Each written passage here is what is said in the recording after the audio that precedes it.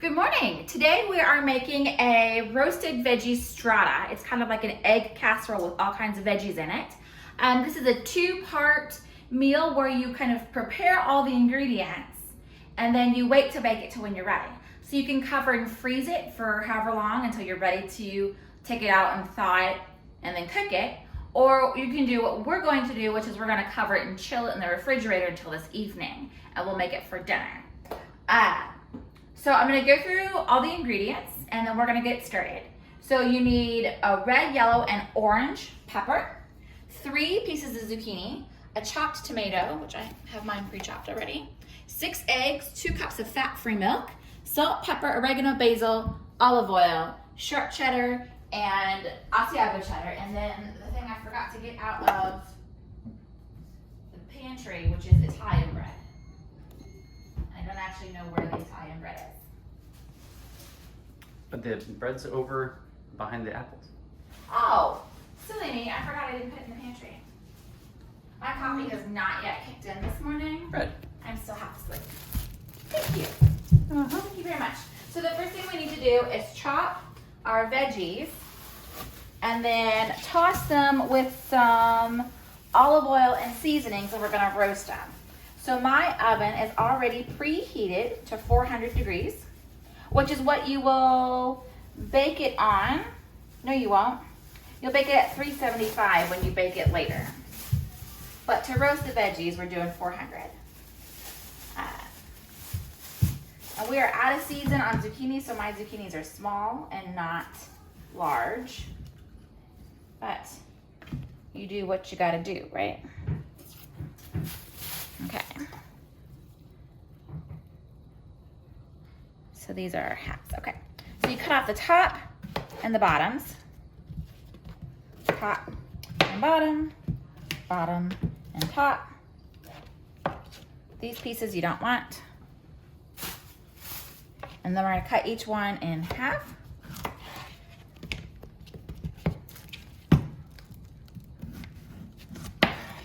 Always keeping your fingers out of the way when you chop.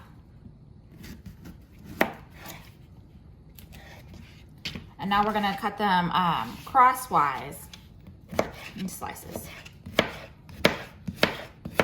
About 3/4 of an inch thick, but you can see I'm not measuring and I'm not worrying about any variation. Yeah, for those of you who have little slicers, you've got a mandolin slicer that is super fancy. Zucchinis do okay in a mandolin. It just always seems to be like more work usually. Now there are some vegetables I would much prefer to slice in a mandarin, but zucchini is sliced so easily with a knife anyways. Sometimes it's more work to get it into the mandolin. Right, because you have to shorten them down to fit inside of it. Yeah. So we're just using our cutting board and our knife.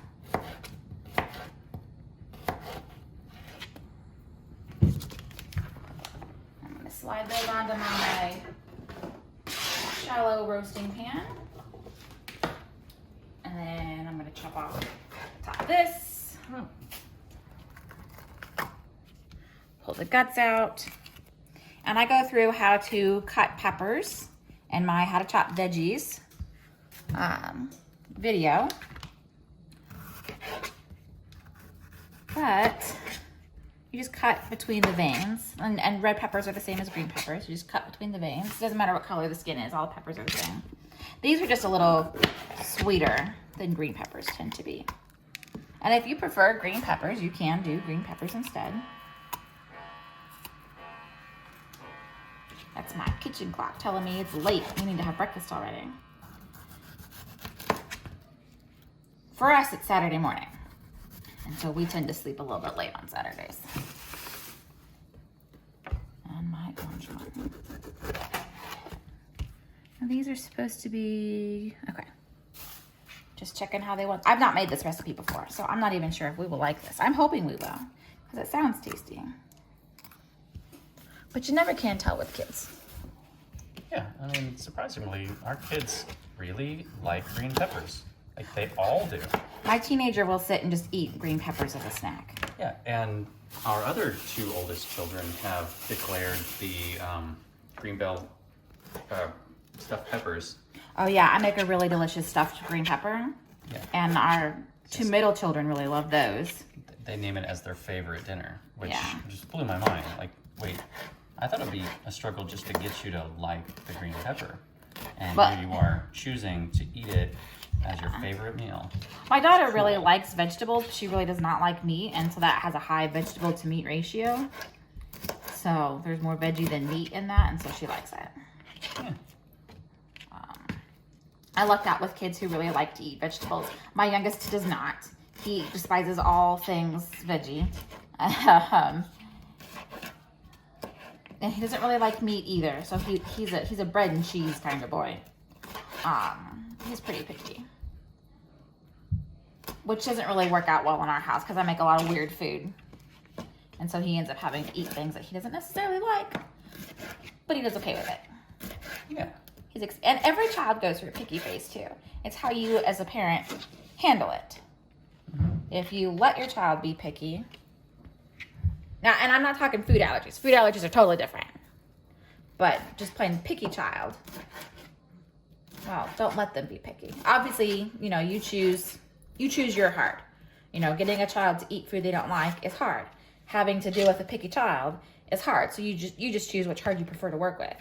But for us in our house, picky child was the hard that we chose. We don't let a child be picky in our house. And so our children tend to eat things that they don't like. Yeah, it's very much a short-term benefit, long-term loss.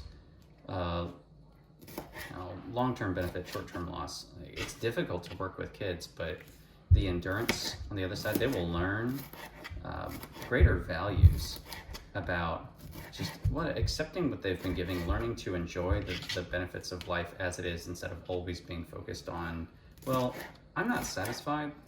And I personally, as a father, try to never buy in too much to, well, I'm not satisfied, and so it's not good enough. I'll try to push back. If I detect that, I'll push back almost every time. So I'm just coarsely chopping these now that I've got them down into strips. Again, not overly concerned about size. The recipe says they can be about 1 inch, so I'm actually probably making them a little smaller. And if you're trying to convince a picky child to eat their veggies, cutting them down smaller so that they're kind of hidden might be a good idea. And as a picky adult, that's very much the truth. Cut them down smaller, and they just kind of blend in. Yeah, my husband's kind of picky. Yes, I am. But he eats veggies so that the kids, and that's the other thing. If you want your child to eat veggies, they need to see you eating veggies. And just have them present. I don't remember where I read it. It might have been something connected to SNAP benefits or something, education things. The more often it shows up on their plate, the more common it becomes, the more likely they will be to actually eat what you're giving them. Okay, we're gonna toss this with our zucchini. Okay, the tomatoes, you don't want to roast those. We're going to add those after we've roasted these. Okay, we need 2 tablespoons of olive oil.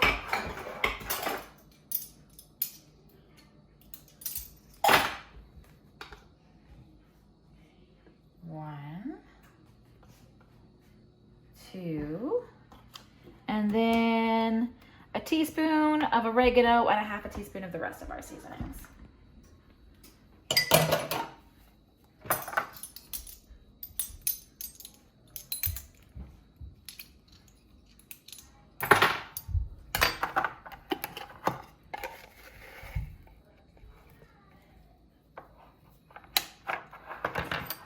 That's the oregano. I think rosemary and thyme would be good too. If you wanted to do that instead of the basil and oregano, that would be good too. Yeah. And then for the salt and pepper, I'm not going to measure them. I'm just going to grate them over the top. I can get the lid off.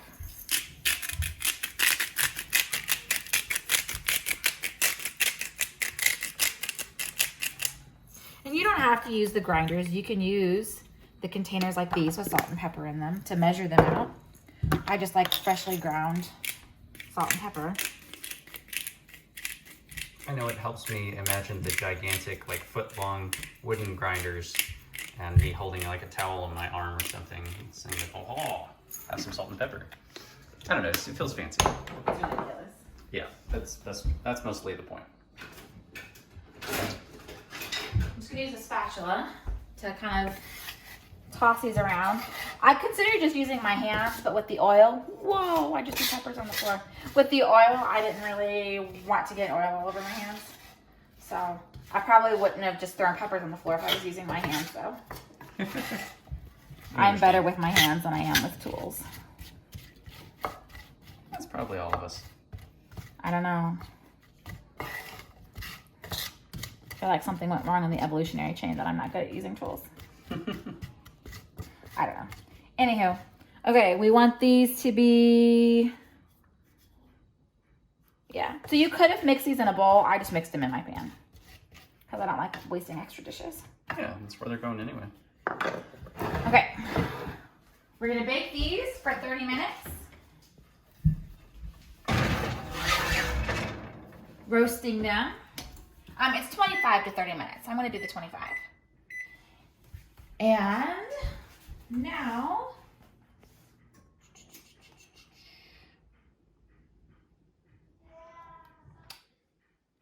I am going to wait till everything else is done before I do anything else. So I will see you back in 25 minutes.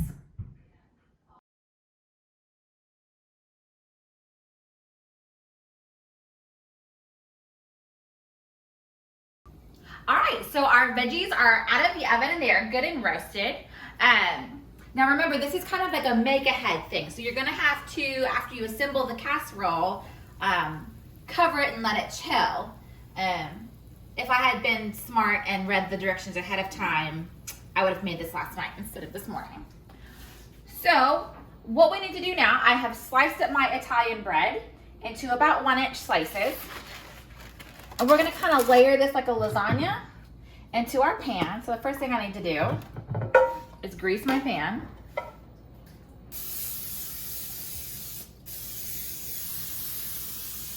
Now you could not make this ahead and not refrigerate it for a few hours, but it's gonna taste a little bit better because everything's gonna have time to kind of like marinate?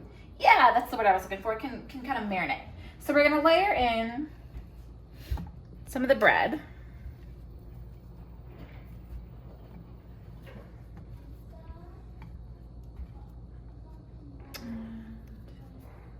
There. And then we need to add some of the veggies. My pan is still very hot, so I'm keeping my hot pad on. Now I want 2 layers of this, so I'm being kind of sparse on this first layer.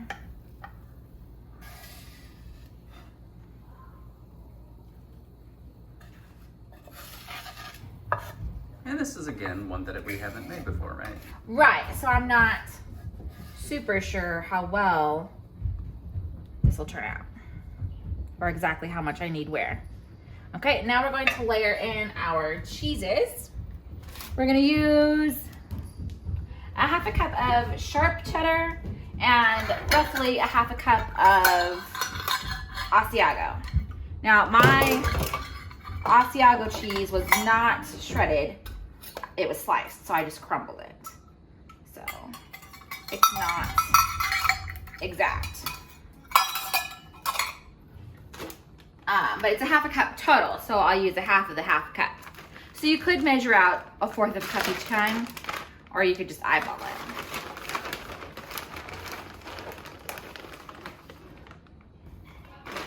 And you could use mild cheddar instead of sharp cheddar, or white cheddar instead of yellow cheddar.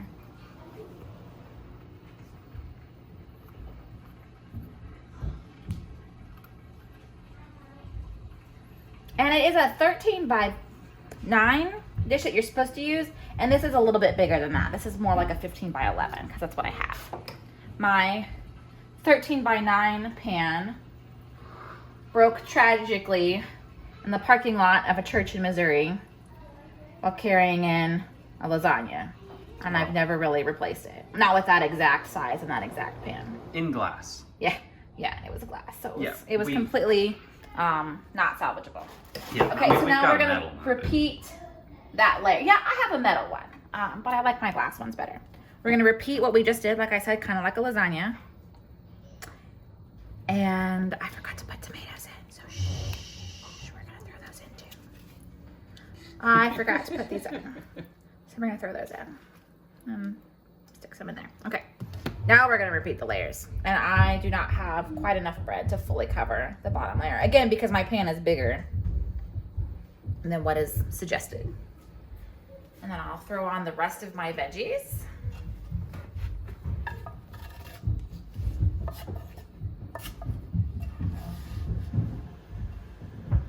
I hear the pitter patter of little elephant feet. It is amazing how such small children can sound like elephants. And my grandma used to say that about me, and I never understood. I never thought I sounded like an elephant when I ran through the house. Now I understand, Grandma. Now I understand. They sound like little elephants. They run so flat-footed, slapping the heels. Stomp, stomp, stomp. But I didn't. I grew up dancing, and so I was never flat-footed. I was always up on the balls of my feet whenever I moved. Still managed to sound like an elephant.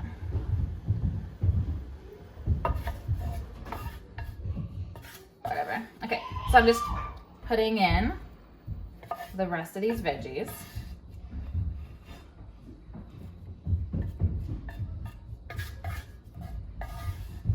And I could tilt my pan up and toss them in, but the stoneware is really heavy, so I don't really want to.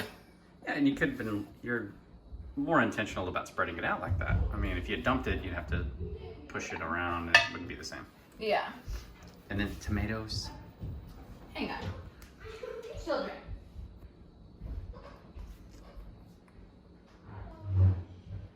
Eat your breakfast. Children are obnoxious some days. Saturday mornings especially. Okay, thank you for the reminder about the tomatoes. For all of those who previously thought we had the perfectly run household with perfect children who never disobeyed. No. They're wonderful children, but they're far from perfect, as we all are. We're human. Okay, yeah, I'll just use the rest of this.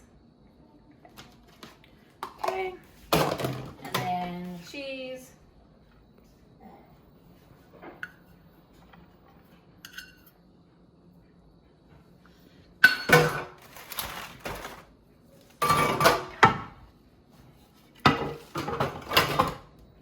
And then the Asiago cheese. Which isn't the easiest thing to find in the store, but it's worth looking for. Yeah, and that's why we got sliced instead of shredded, because that's what we found. And you can use different cheeses, whatever cheeses you prefer. With the Italian bread, I think they were going for more Italian feeling tastes. I keep hitting my elbow on that stoneware and it's hot. Okay, now we need 2 cups of fat-free milk.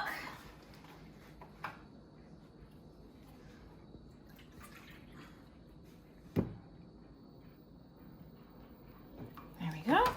And we're gonna dump 6 eggs into that.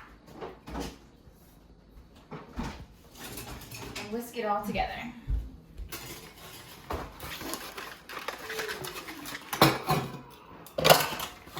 Okay.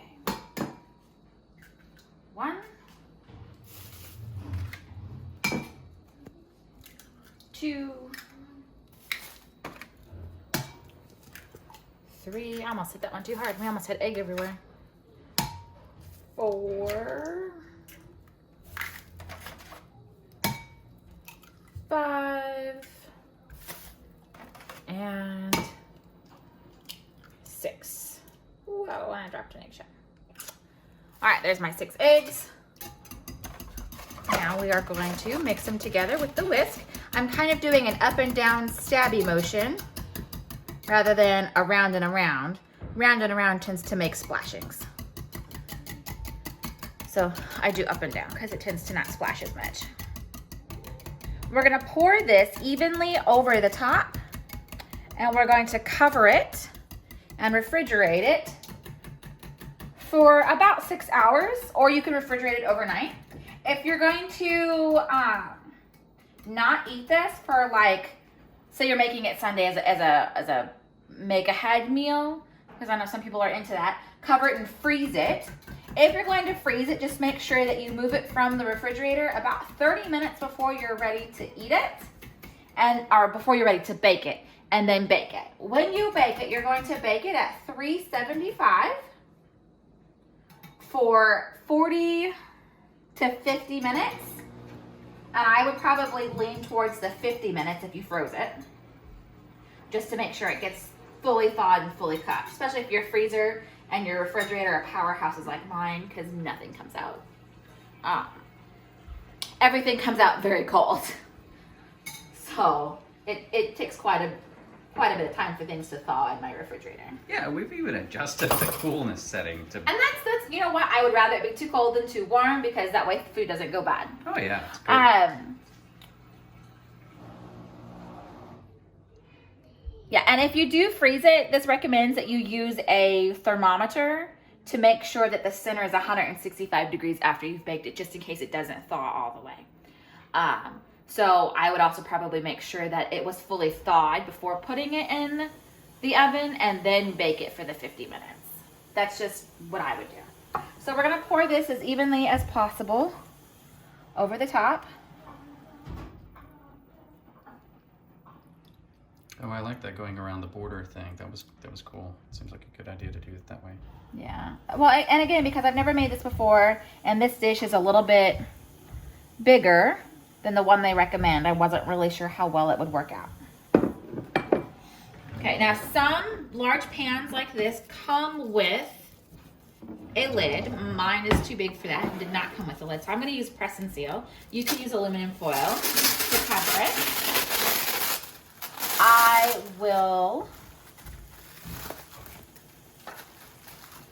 I like press and seal, but I also don't. Like, I have a love-hate relationship with press and seal, because it does not always seal as you press it.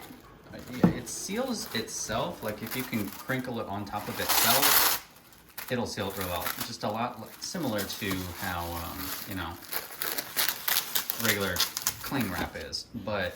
Yeah. It's a little bit better than regular cling wrap. Yeah, it's a little, right, it's a little better. So, anywho's, this is our, what is it called? A roasted vegetable strata that we will bake tonight for dinner. Hopefully it goes over well with the kids and they like it. I will let you know in the description how well that worked out. I hope you have a wonderful day. Enjoy whatever food you're making. And if you have any questions, make sure you leave them in the comments. If you enjoyed this recipe, hit that subscribe button, and don't forget to follow my blog for all kinds of fun cooking tips and meal planning advice, and to see the fun things we do in yoga and homeschool. See you later.